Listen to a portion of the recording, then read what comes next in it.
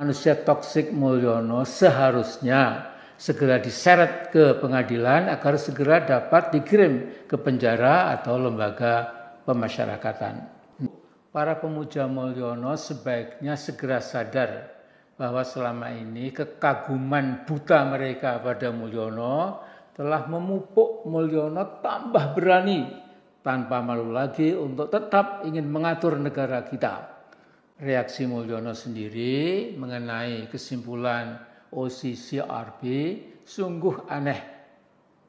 Sambil cengar-cengir dia menyatakan bahwa semua itu framing jahat menurut dia, ya, yang disematkan padanya. Kata Mulyono, semua itu fitnah. Saya tidak pernah korupsi.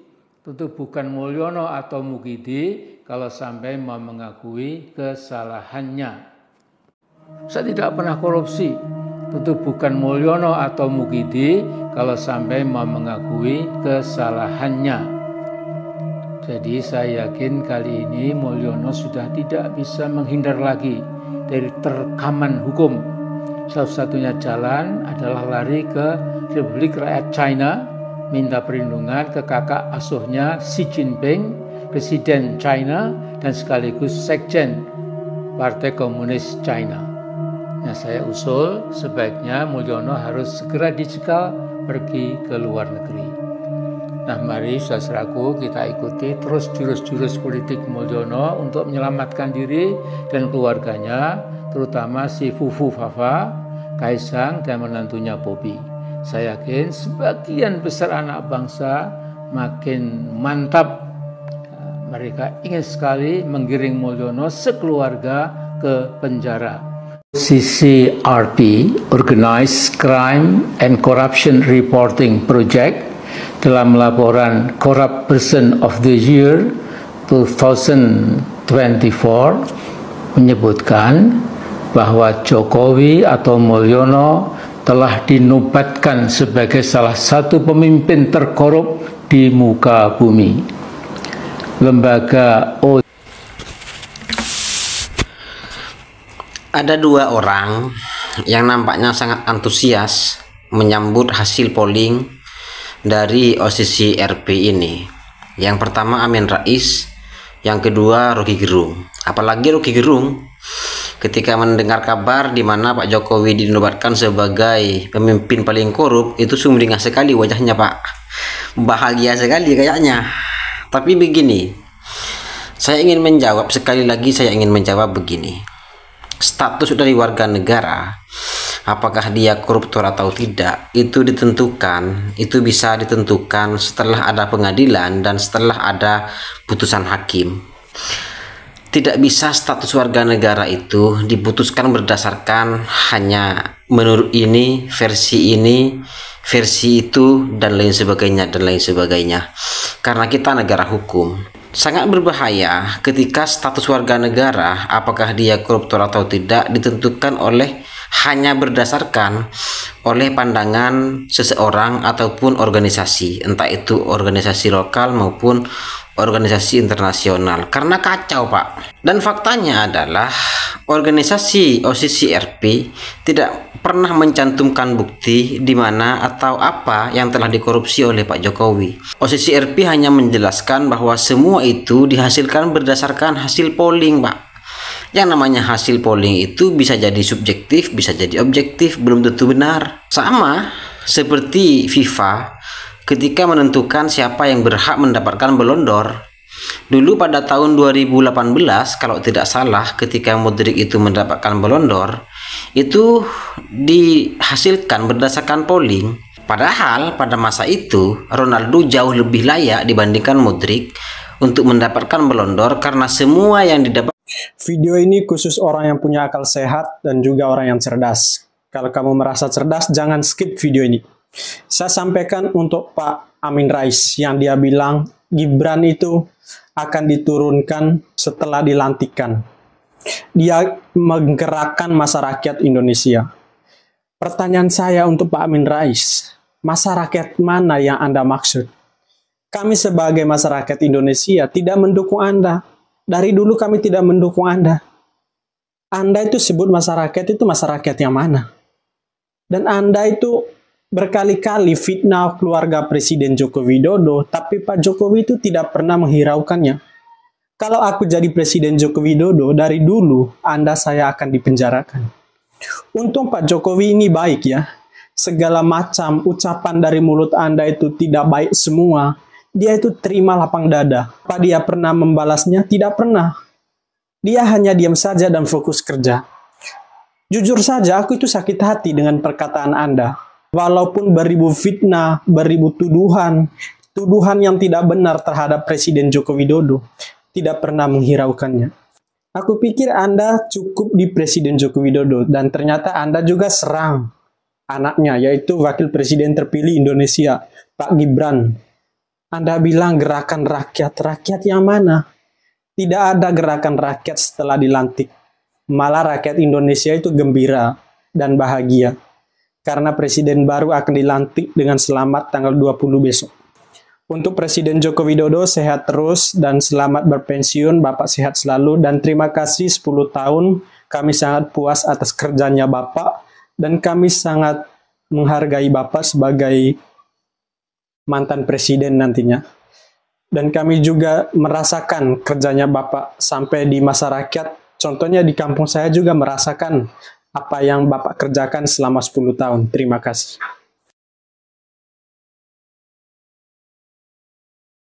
Assalamualaikum warahmatullahi wabarakatuh. Waalaikumsalam warahmatullahi wabarakatuh. Aduh nih Mbah, kemana aja nih Mbah? Udah lama banget nggak nongol. Saya kira udah hilang di telan bumi, nggak taunya masih ada. Tenang. Pasti ini munculnya gara-gara media asing yang memojokkan Pak Jokowi itu kan, yang bernama CCRP itu ya kan? Ayo ngaku. Ya, Tuh kan. Tenang. Oke Mbak, oke. Sebelum kita masuk ke pembahasan, saya ingin tanya dulu sama Mbak, apa itu kepanjangan dari CCRP itu? OCCRP, Organized Crime and Corruption Reporting Project. Lembaga OCCRP adalah lembaga jurnalisme investigatif terbesar di dunia. Pinter. Terus, markasnya di mana itu Mbah kalau boleh tahu? Bermarkas di Amsterdam, Belanda. Di Amsterdam. Oke, lanjut. Menurut Mbah, visinya media asing ini apa nih visinya? Misinya adalah menyebarkan dan mengungkap kejahatan serta korupsi sehingga masyarakat dapat meminta pertanggungjawaban kepada pihak berwenang di sebuah negara. Lembaga ini bukan kaleng-kaleng. Bentar Mbak. Tadi Mbak bilang bukan media kaleng-kaleng. Ya kan? Ya. Nah, saya pernah baca di sebuah artikel. Menurut yang saya baca, CCRP ini ternyata didanai oleh Open Society Foundation milik George Soros, seorang tokoh Yahudi pendonor seperti OSF. Dan sering dikaitkan dengan agenda tertentu atau agenda terselubung. Nah, dari sini kita udah tahu bahwa kenetralitasan media asing ini patut dipertanyakan. Begitu Mbak. Gimana tuh menurut Mbak? Ini yang punyanya orang Yahudi loh Mbak. Mengenai kesimpulan OCCRP sungguh aneh. Nah, aneh kan Mbak? Aneh. Jadi kalau menurut Mbak, tuduhan CCRP ini gimana terhadap Pak Jokowi? Semua itu framing jahat. Framing jahat. Terus apa lagi? Itu fitnah. Oh, fitnah. Tumben banget Mbak ngebelain Pak Jokowi sekarang. Ada apa ini? Sebaiknya segera sadar, lembaga ini ingin mengatur negara kita. Tenang. Mantap Mbak, sekarang Mbak udah berpihak ya pada yang benar ya. Terus dari tuduhan media CCRP ini, menurut Mbak seharusnya yang punya media ini diapain? Saya yakin sebagian besar anak bangsa makin mantap. Mereka ingin sekali menggiring lembaga ini ke penjara. Oh, harus di penjara ya Mbak. Setuju Mbak. Di penjaranya di mana Mbak? Sebaiknya di penjara di Jakarta. Oh, di Jakarta.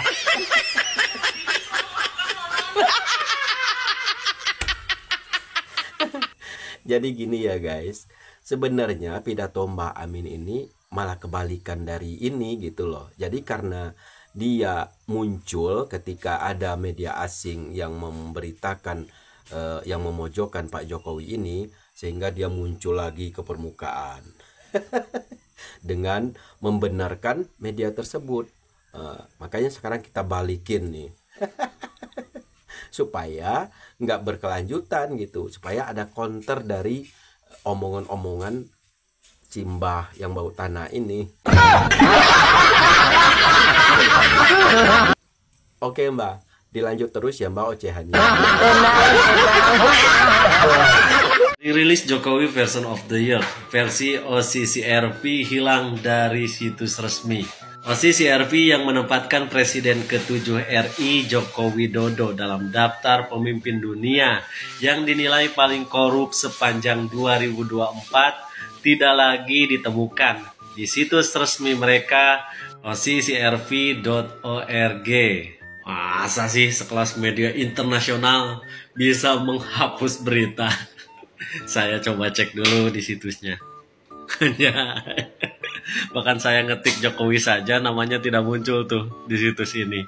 Hei Ocrep, coba jelaskan. Jangan bikin anak-anak Abah dan anak-anak Banteng kecewa.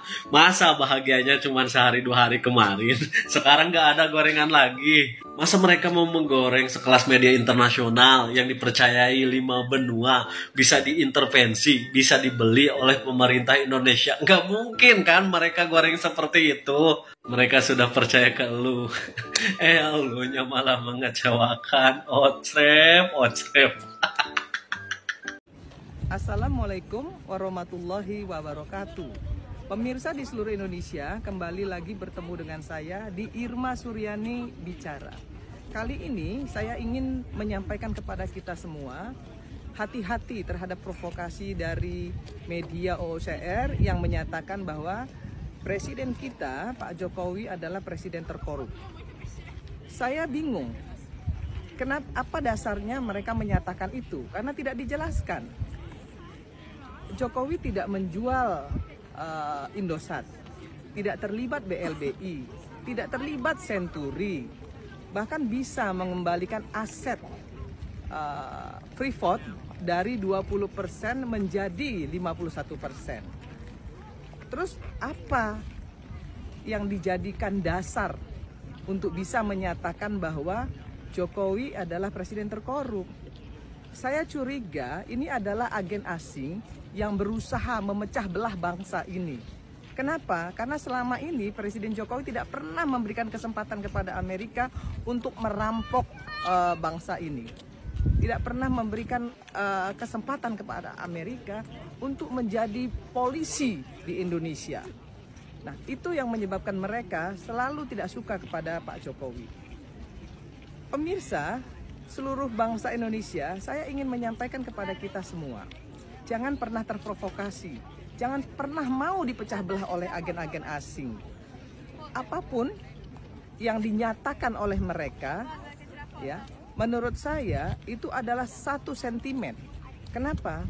Karena selama ini Jokowi nggak pernah memberikan kesempatan kepada Amerika untuk bisa merampas atau merampok negeri ini. Indonesia lebih menyukai bekerja sama dengan Tiongkok. Kenapa?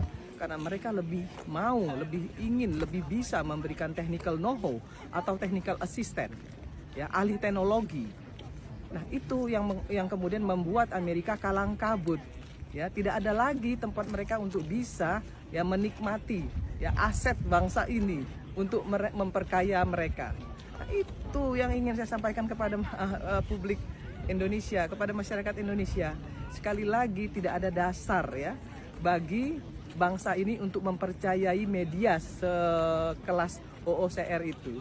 Maka kemudian jika ada yang terus-terusan ikut memprovokasi, maka saya ingin sampaikan kepada mereka, hati-hati, jangan pernah mau dipecah belah oleh agen asing.